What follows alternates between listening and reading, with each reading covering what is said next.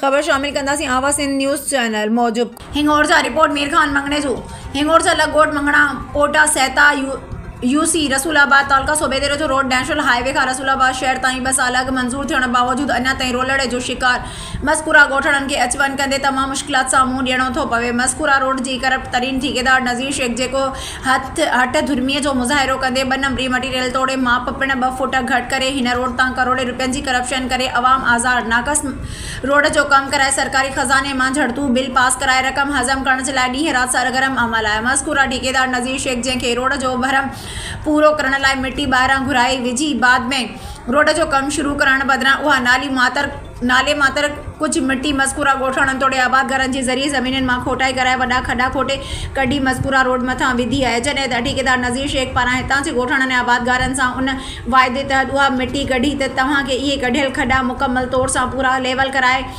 कराया वेंदा, पर मस्कूरा राशि करप्ट ठेकेदार नज़ीर शेख पंहिंजो कयल वाइदो वफ़ा न कयो ऐं खोटियल वॾा खॾा जीअं जो तीअं पयल आहिनि। अहिड़ी नाजाइज़ अमल तोड़े करप्शन जो हदूं पार कंदड़ मस्कूरा ठेकेदार नज़ीर शेख रोड खातो सब डिवीज़न गंबड़े रोड्स खातो ज़िला ख़ैरपुर जे ज़िम्मेवार करप्ट इंतज़ामिया सां गठु जोड़ करे कूड़ी नाक़स मटीरियल वारियुनि झड़तूं कागज़नि ते कूड़ा बिल पास कराए हज़म करे रहिया आहिनि।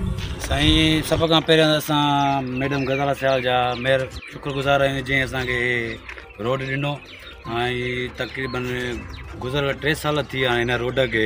असांजो जेको ठेकेदार हो नज़ीर शेख उन जी नालीअ सबबु असां हिन रोड खां एतिरो नुक़सानु खाधो आहे जो असां तव्हांखे बयानु नथा करे सघूं।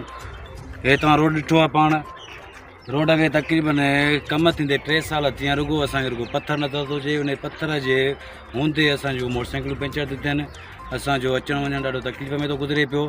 असां सिर्फ़ु गवर्नमेंट खे हिकिड़ो अर्ज़ु था कयूं त जल्द खां जल्द जेके बि ठेकेदार आहिनि उन्हनि जे नोटिस वरितो वञे। शेख जे रोल जे सबबु असां सभु ॻोठारा मुतासिर थी विया आहियूं। बराए महिरबानी करे असांजी सरकार खे अपील आहे त बराए महिरबानी करे जल्दी असांजो इहो रोड ठाहियो वञे।